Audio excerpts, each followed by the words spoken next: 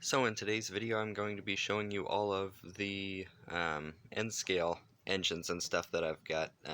The other day I was watching Dirty Dan's Trains and he uploaded a video on his N-scale collection, and then I remembered it's like, oh yeah, I haven't done a video on any N-scale stuff really. I do have some N-scale stuff. It's been kind of hard to find though.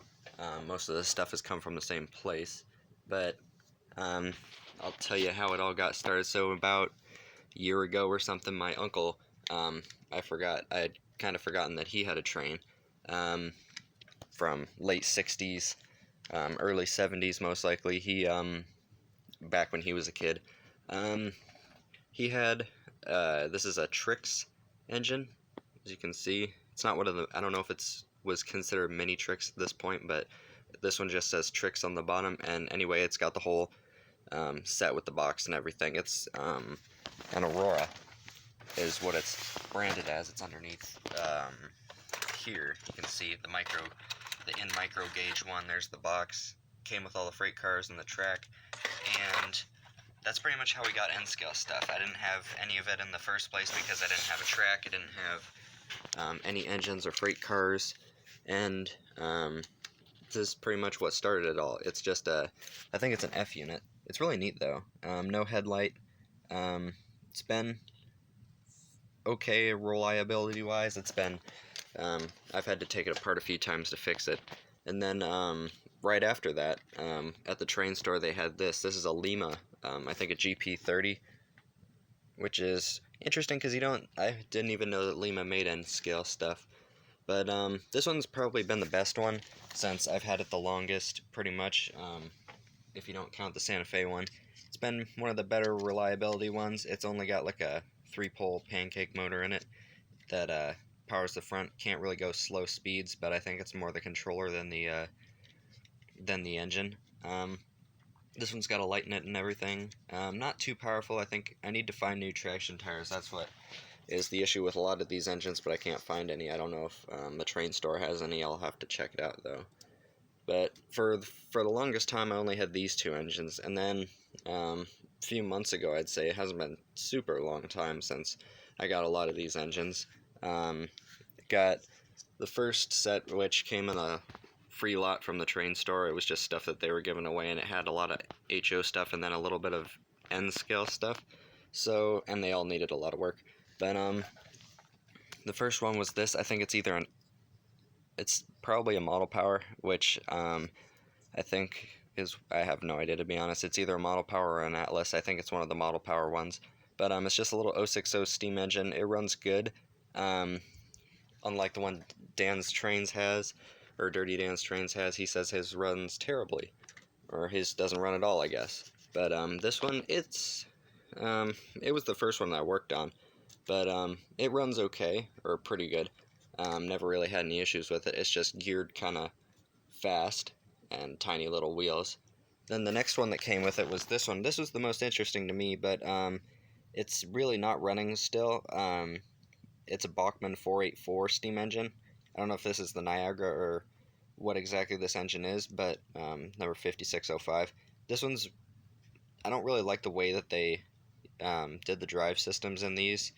The motor's in the back. It's got a really weird like barrel sort of gear that the main gear that comes off of the motor goes into, and then it spins a drive shaft which powers more gears that go down to the wheels, and every gear or every wheel is driven by a gear, so that kind of doesn't really work very well. It binds quite often, or it binds all the time at least. I haven't figured out a way to fix it. I've taken this apart multiple times and put it back together to try and fix it, and it runs sort of.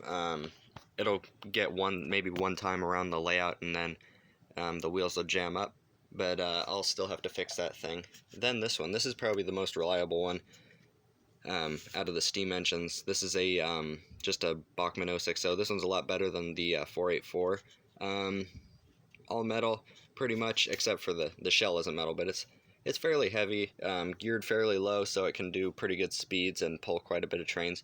But the tender doesn't have a drawbar on it, so I'm gonna have to make something so the only way I can pull trains is by pulling it backwards. And Then the last one that came in that lot was this. This is an Amtrak F3 or an F7. I don't really remember exactly.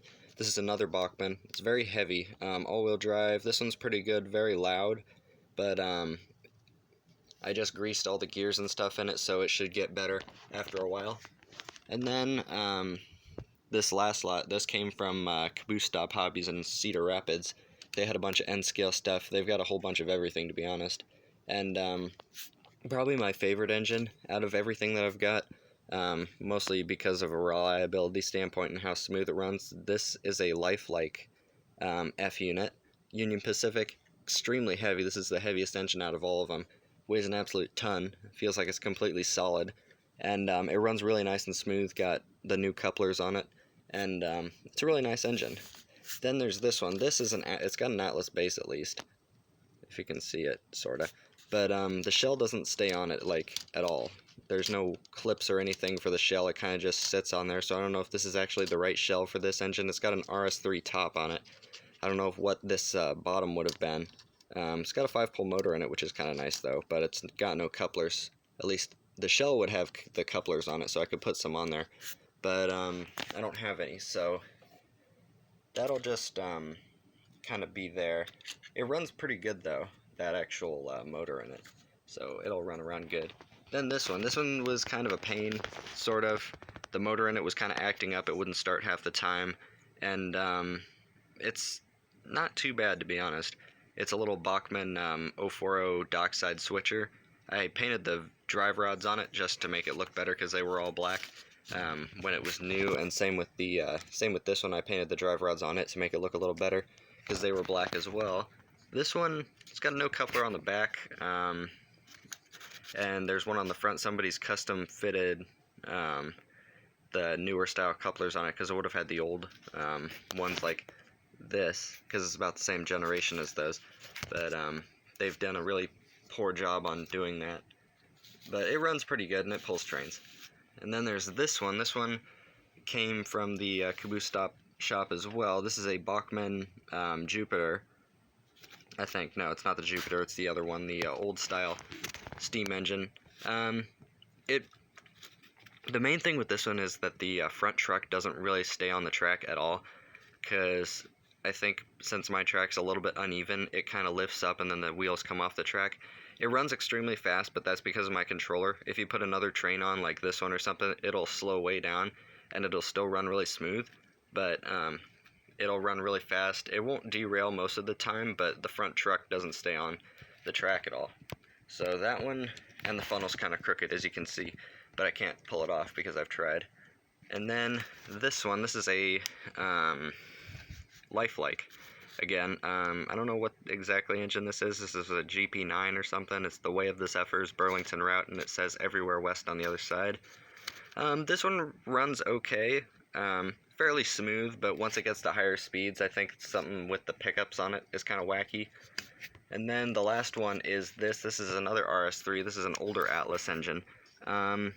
This one, it runs, but the main thing, I haven't taken it apart at all, because the main thing is only the back 2 sets of wheels are driven. The ones that you can see have traction tires on them, and the traction tires are completely dry, so they have no traction at all, so this thing can barely move under its own power. If it's going up a hill, it can't really do it, but it's kind of